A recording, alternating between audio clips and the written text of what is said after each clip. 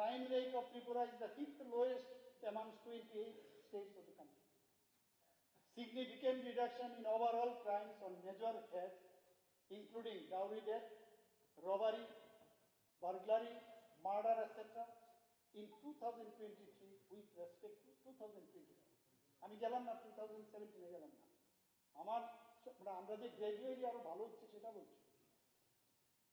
একজন বলছিলেন যে বারবার শুনতে শুনতে আর ভালো লাগে না, শুনতে তো হবে, এগুলো হয়েছে আপনাদের সূত্রে সবসময় 2017 কথা বলেন আপনারা, আমি 2020 কথা বলছি।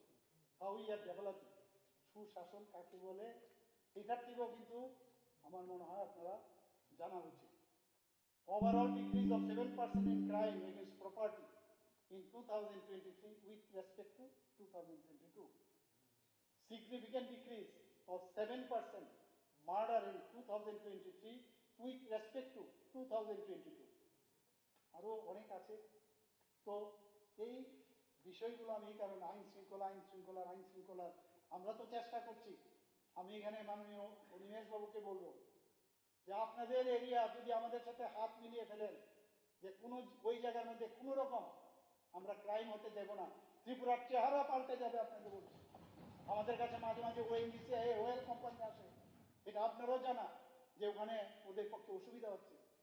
ওখানে যদি ওয়েল কোম্পানি এনওসি দেওয়ার যে বিষয়টা সেটা যদি আমরা দেই তাহলে ওখানকার লোকের তো সুবিধা হবে, ওখানকার যে প্রাইভেট যে প্রপার্টি আছে সেও যদি সেল করতে পারে তারও তো লাভবান হবে। প্লিজ আপনারা এই বিষয়টা একটু দেখবেন, বারবার এক একটা ইনসিডেন্ট নিয়ে ইনসিডেন্ট হলে বলবো সবাই মিলে যদি এই কাজটা করি। আপনাদের এখানে একলব্য স্কুল হচ্ছে, একলব্য স্কুল করতে গেলেও সমস্যা হয়। তাহলে উইদাউট প্রধানমন্ত্রীজি কি বলছেন, নর্থ ইস্ট যতক্ষণ ধরে ডেভেলপ না হবে ভারতবর্ষ ডেভেলপ হবে না। আর আমি আপনাদের বলছি যতক্ষণ ধরে আপনাদের এডিসি এলাকা ট্রাইবেল এরিয়া ডেভেলপ না হবে ত্রিপুরা কোনোদিন ডেভেলপ হবে না। And that we will do together.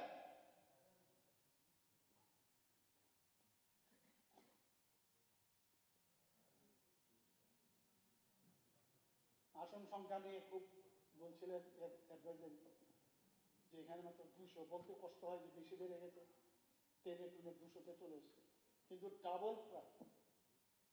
Agartala সরকারি মেডিকেল কলেজ এবং জিবিপি হাসপাতালের শয্যা সংখ্যা 727 থেকে প্রায় দ্বিগুণ বাড়িয়ে 1413 করা হয়েছে। আমি নিজে গেছি গিয়ে যখন দেখি মানে মাটিতে শুয়ে আছে, আমি বলি I cannot tolerate this one, I cannot tolerate.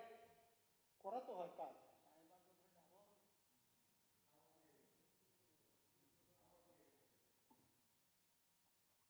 বলা হচ্ছে, বলতে কিন্তু খুব সোজা, এটা কিন্তু খুব ভালো অ্যাডভাইজারি লেকচার।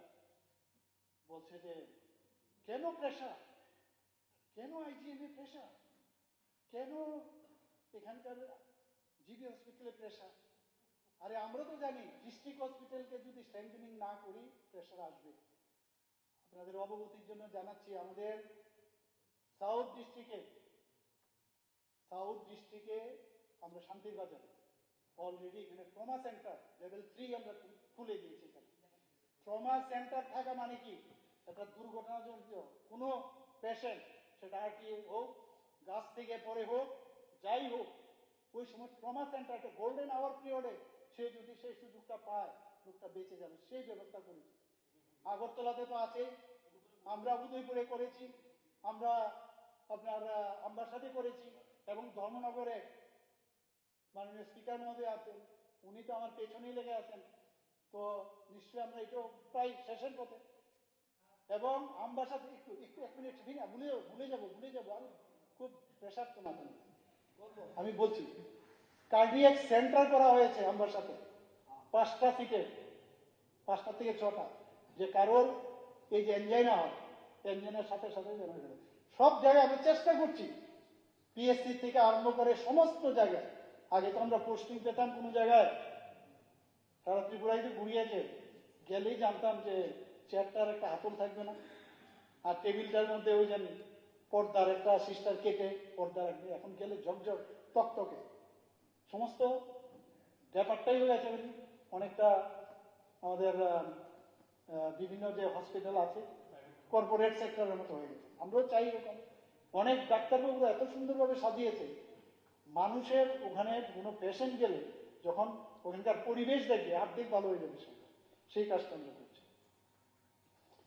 আগরতলা সরকারি মেডিকেল কলেজ ও জিবিটি হাসপাতাল মেডিসিন বিভাগে 120 ছিল আসন, সেখান থেকে 280 করেছি।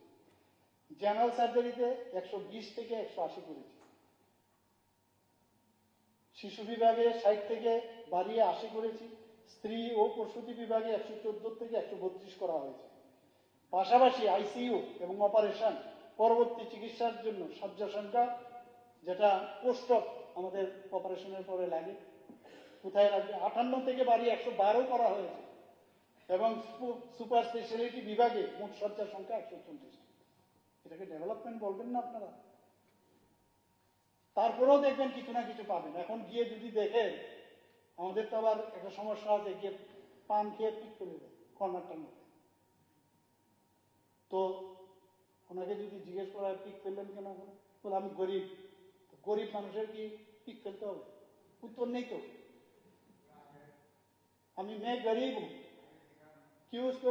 তো এই ধরনের অবস্থা, বাধ্য হয়ে আমরা ঠাকুরের মূর্তি রেখেছি, ঠাকুরের মূর্তির উপর পর্যন্ত দিয়ে করবোটা কি? তো এইসব সমস্যা আছে, এগুলো বহুদিনের সমস্যা।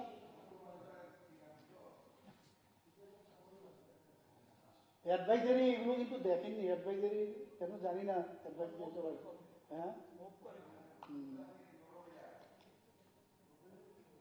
মাননীয় স্পিকার মহোদয়,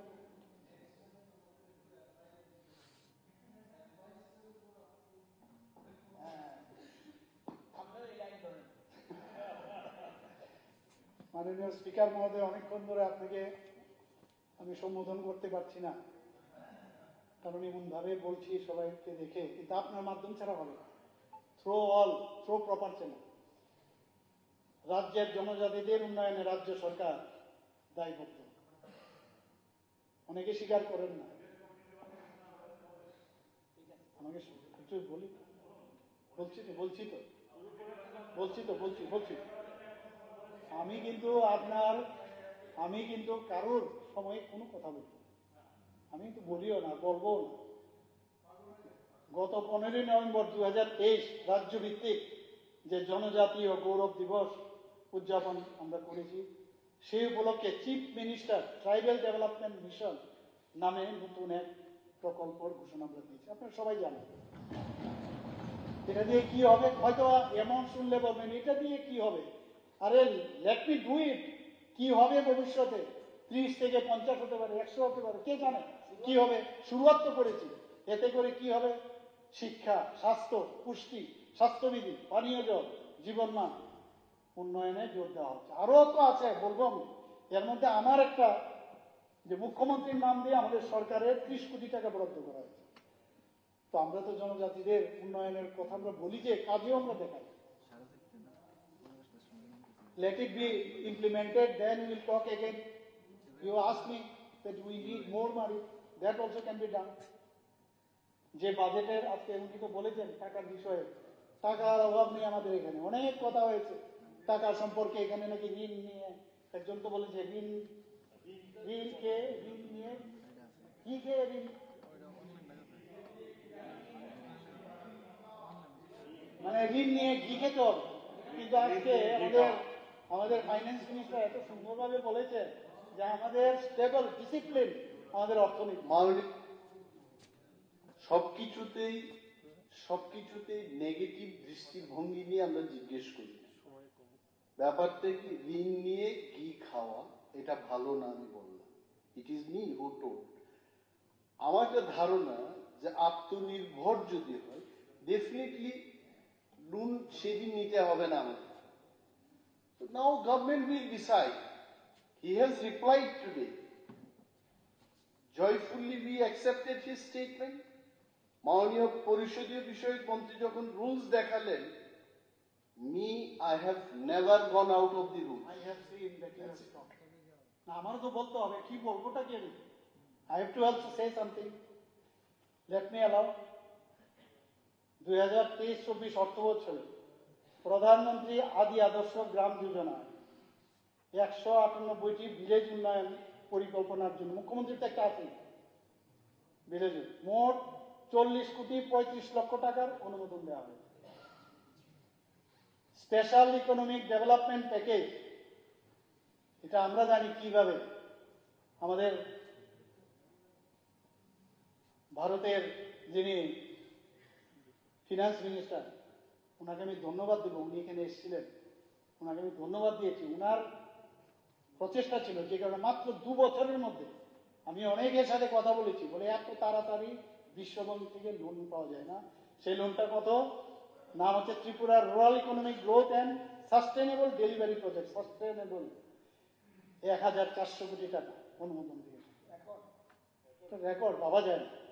এবং শুধু কি কি ডেভেলপমেন্ট এখানে বলা হয়েছে, যে আমাদের যে অ্যাসপিরেশন ব্লক, এভরিথিং, অ্যাসপিরেশন ব্লকের 10% এমনি তো আমরা এক্সট্রা রাখি, এখানে এগুলো সব ঢুকবে। এগুলো 2023-24 অর্থ বছরে 50 শয্যা বিশিষ্ট 4টি এসটি হোস্টেল, 100 শয্যা বিশিষ্ট 1টি এসটি হোস্টেল, অ্যাসপিরেশনাল ব্লকে 15টি অঙ্গনওয়াড়ি কেন্দ্র, 3টি মার্কেট স্টল, 1টি মাল্টিপারপাস কমিউনিটি হল, এসটি হোস্টেলের আবাসিকদের জন্য কোয়ার ম্যাট্রেস ও কম্বল, 10টি এসটি হোস্টেলের পাইলট ভিত্তিতে ওয়াটার ট্রিটমেন্ট প্লান্ট অর্থাৎ আয়রন রিমুভাল প্লান্ট বসানো ইত্যাদি কাজের জন্য ভারত সরকার জনজাতি বিষয়ক মন্ত্রক কি দিয়েছে, 18.46 কোটি টাকা দিয়েছে। আমাদের ট্রাইবাল মিনিস্টার এখানে আছেন।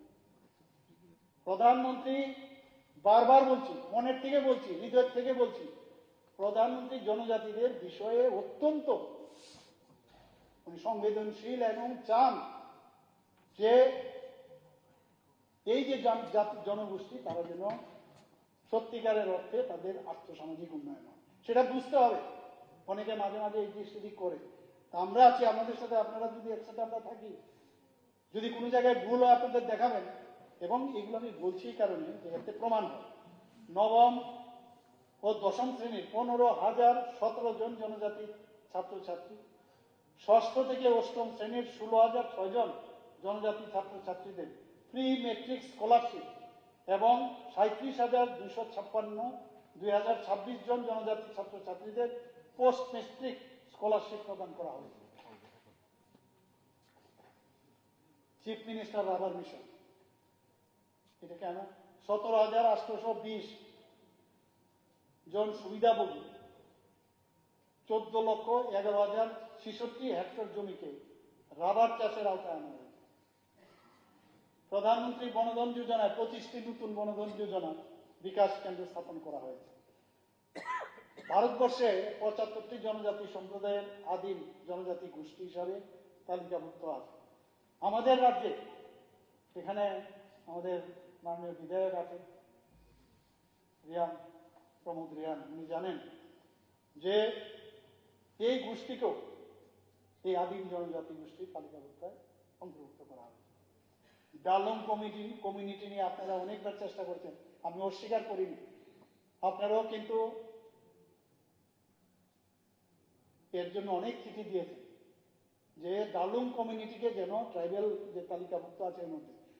আমি কয়েকদিনের জন্য যখন পার্লামেন্টে আমি এমপি হিসাবে ছিলাম রাজ্যসভায়, মানে ভাগ্যের এরকমই অবস্থা, আমাকে দিয়েই বললো যে এটাকে আপনার বলতে হবে।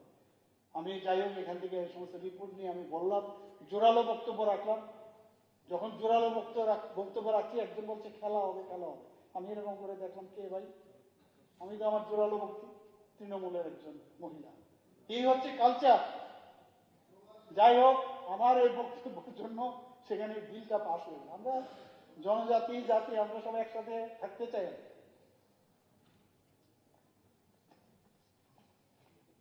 কমুনি দাদা,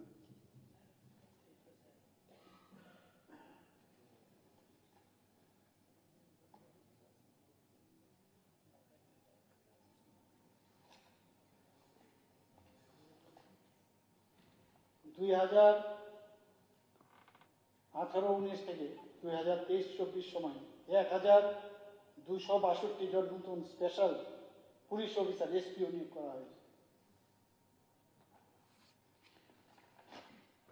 ত্রিপুরা স্টেট রাইফেলসে ইন্ডিয়ান রিজার্ভ ব্যাটালিয়ন নতুন 2টি বাহিনী গঠন করা হয়েছে, 1413 জন, এবং এদেরকে এবার যে পাস আউট, যে প্রশিক্ষণের পরে পাস আউট প্যারেড হয়, সেখানে আমিও ছিলাম। এবং আপনারা শুনলে খুশি হবেন, প্রথমবার ত্রিপুরাতে 137 জন মহিলা সশক্তিকরণের কথা বলি, 137 জন টিএসআর মহিলা সেখানে পাস আউট হয়েছে। স্পেশাল পুলিশ অফিসারদের মাসিক সাম্মানিক ভাতা 6156 ছিল, সেটাকে আমরা বাড়িয়ে 7079 করেছি। এসপিও ড্রাইভারদের মাসিক সাম্মানিক ভাতা 9000 টাকা থেকে বাড়িয়ে 9540 টাকা করেছি। কি হবে বলা মুশকিল, কোন জায়গায় যাবে এই অ্যামাউন্ট দেখে আপনারা কিন্তু ডিসিশনে আসতে পারবেন না। আমরা করবো, অনেক কিছু করবো। ইন্ডাস্ট্রির বিষয়ে আমি বলতে চাই যে এবার আগরতলার যে হাপানিয়ার কাছে, অর্থাৎ এটা বাদারঘাটে ইউনিটি মল, আপনারা সবাই জানেন মাননীয় প্রধানমন্ত্রীর যে ড্রিম প্রজেক্ট। কি বিষয় ইউনিটি, অর্থাৎ আমাদের ডিস্ট্রিক্টের যেসব প্রোডাক্ট আছে, আমাদের 8টা ডিস্ট্রিক্ট আছে, এক একটা ডিস্ট্রিক্টের এক এক রকম তার প্রোডাক্ট আছে। বেস্ট যেটা হবে সেখানে তার পরীক্ষা, মানে সেখানে কম্পিটিশন হবে, যার বেস্ট প্রোডাক্ট হবে সেই স্টলে আসে। সেরকম ভাবে 8টা ডিস্ট্রিক্টের যাবে। এখন এটাকে সাস্টেন করতে হবে, ভারতবর্ষের বিভিন্ন স্টেট থেকেও তাদের ফল বা প্রোডাক্ট ইত্যাদি নিয়ে তারাও এখানে আসবে। এটা হচ্ছে মাননীয় প্রধানমন্ত্রীজির উদ্দেশ্য। এবং তাতে করে আমরা যে দেশ, যে মাটি নিয়ে এবার কি হলো, মেরে মাটি মেরা দেশ, মাটি নিয়ে মাননীয় প্রধানমন্ত্রীজি আমাদেরকে বললেন ত্রিপুরা রাজ্যের এমন কোনো জায়গা নেই যেখান থেকে মাটি, একবার ভাবুন তো বিষয়টা কিরকম, যে মাটির উপর দিয়ে আমরা হেঁটে যাই, একবার আমরা চিন্তা করি না এই মাটি আমাদেরকে, আমাদের মা, আমরা ভারত মাতা বলি, মাদার অফ, আমরা মাদার ইন্ডিয়া বলি আমরা, সেই মাটিকে উনি সম্মান দিয়েছেন। সেই মাটি নিয়ে আজকে কর্তব্য যে পথে, সেখানে গিয়ে সারা ভারতবর্ষে সেই মাটি সেখানে দিয়ে, তো সেইভাবে আমরা সমর্পণ, দেশাত্মবোধের ভাবনা, সেটা নিয়ে আমরা চলি। তো ইউনিটি মলের মাধ্যমে সমস্ত দেশকে একজোট করতে চাই, কিন্তু সাস্টেনও করতে হবে। এর জন্য আমরা বললাম যে ইউনিটি মলে একটা ইউনিট মল যেরকম হয়, আপনারা দেখবেন, এটা আমি এখানে বলবো, সবাইকে একবার গিয়ে দেখতে পারেন জায়গাটা। মলটা হচ্ছে বাইপাসে ঢুকতে, যদি আপনি হাপানিয়ার এই সাইডটার দিকে আসেন, বা দিকে, মানে ঠিক অনেকটা জুট মিলের সাইডে, তো সেখানে ডিপিআর টিপিআর তৈরি হয়ে গেছে, সেটা হচ্ছে। ভারত জাপান,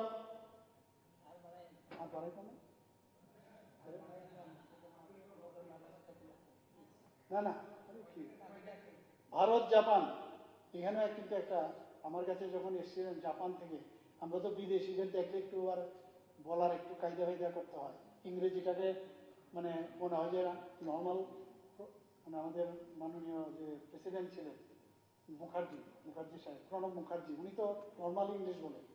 তা আমরা মাঝে মাঝে জাপান দেখলে আবার জাপানি ইংলিশ তো হবে না, ত্রিপুরি ইংলিশ বা সিলেটি ইংলিশ যাই পারি তাদের সাথে কথা বলি। খুব ভালো লাগছিল যে জাপান থেকে এসছে, ওনাদের সাথে আমরা কথা বলেছি। এবং এখানে শুধু ত্রিপুরার জন্য না, ওদের ফিলান্থ্রপিক ওয়ার্ক ওনাদের আছে, ওরা সমস্ত নর্থ ইস্টে ডেভেলপ করতে চায়, এবং বিভিন্ন বিনিয়োগ, ব্যবসা সংক্রান্ত বিষয়ে আলোচনা হয়, এবং সেইভাবে ওরা আমাদের সাথে কথা বলে। এখানে অনেকদিন ধরে জিন্দাবাদ, যে আমার থেকে বড় সাফারার, আমার ফ্যামিলির যে সাফারার, সে বলাও পাই না, প্রচুর আমাদের কলকারখানা ছিল, আমাদের মধ্যে এত সুন্দর একটা মানে রিলেশন ছিল।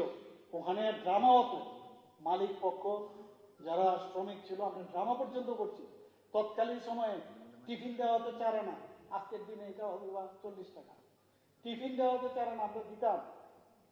এই রিলেশনের মধ্যে এই জিন্দাবাদের 12টা বাজিয়ে 13টা করে যারা নেতা ছিল কেনে আঙ্গুল ফুলে কলা গাছ হয়ে গেছে, আর ওই শ্রমিকরা শেষ। তো সেই জায়গার মধ্যে এখন আবার আমরা বলছি যে ভোকাল ফর লোকাল, দেশ আমরা নিজেদের আত্মনির্ভর হতে হবে। তো এর জন্য যে কলকারখানার যে কথা ছিল, যে 10 জন সংখ্যা যদি হয় রেজিস্ট্রেশন করতে হবে, সেটাকে বাড়িয়ে আমরা 20 করেছি। এখানে মিনিস্টার ছিলেন এবং এতে করে উদ্যোগপতিরা যারা আছে তারা কিন্তু এখানে ওই যে কমিউনিস্টদের যে ওয়েস্ট বেঙ্গলের যে কালচার, সেটার থেকে ওরা চাইছে যে এইদিকে আসার জন্য, কারণ ওই ইয়ের মধ্যে আসবে না, ফ্যাক্টরি ট্যাক্সে আসবে না। 20 জন যদি করে মিনিমাম, তাহলে অনেকে আসছে এখন।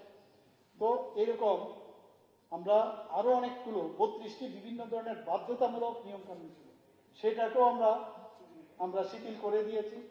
এবং শ্রমিকদের সুরক্ষার জন্য তারা যাতে ওখানে সব দিক দিয়ে সুরক্ষিত থাকে, 150টি কারখানা চত্বরে এবং 3টি জেলাভিত্তিক সুরক্ষা সচেতনতামূলক অনুষ্ঠান আমরা করেছি। তো সেইভাবে আমরা কাজ করি। বেশি পরিমাণে রাজ্যে গাছ রোপণ এবং আগর কাঠ প্রক্রিয়াকরণ শিল্পকে, আমি তো জীবনে শুনিনি আগরতলা নাম শুনেছি, কিন্তু এটার আসল কিছু বুঝতাম না। আমার বাড়ির সামনে কামানচৌনির সামনে, এটা সব জায়গায় বলি আমি, একটা আইল্যান্ড ছিল।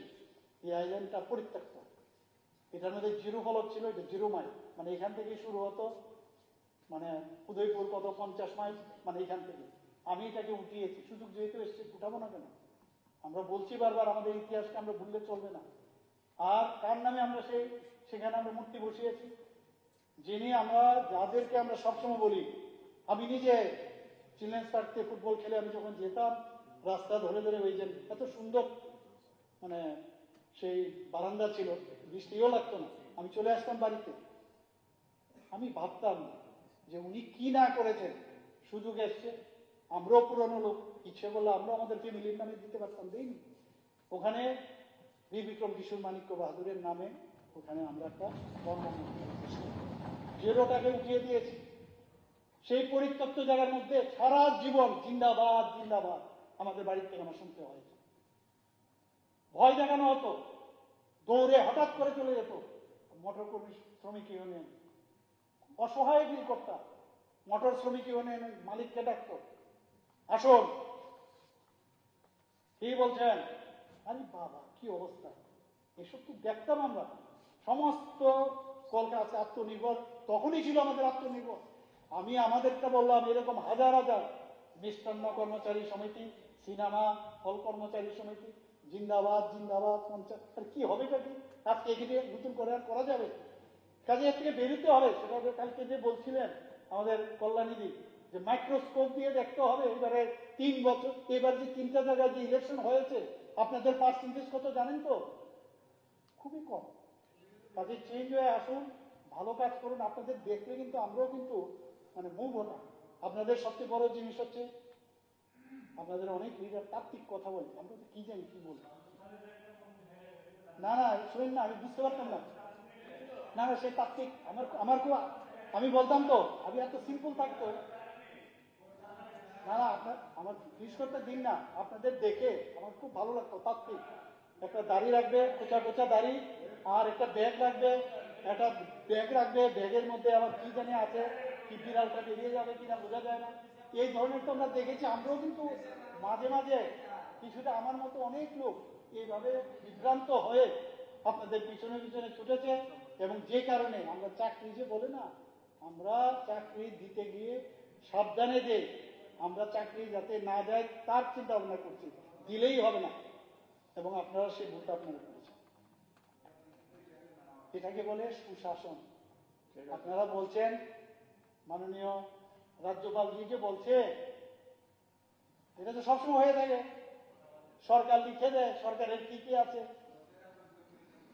এগুলো তো উনি দেখেছেন, এবার মাননীয় রাজ্যপাল দেখেছেন, সব প্রতিটা লাইন উনি পড়েছেন।